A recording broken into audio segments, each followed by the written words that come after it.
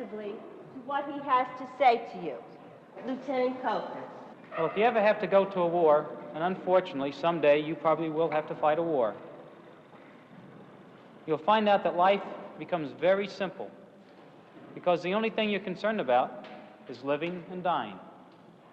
Everything else is unimportant because suddenly your life is at stake.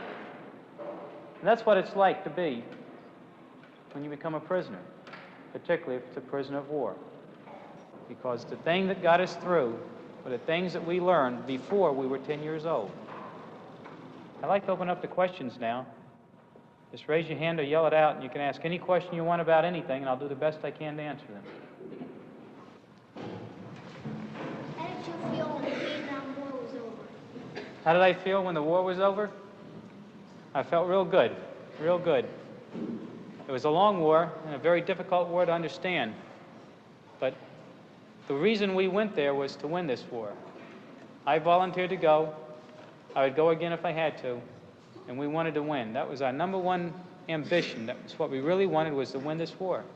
It took us a long time. So when it's finally over, when we knew that we had won, we felt great. We really felt great. What did Vietnam look like? What did Vietnam look like? Well, if it wasn't for the people, it was very pretty. The people over there are very backward and very primitive, and they just make a mess out of everything.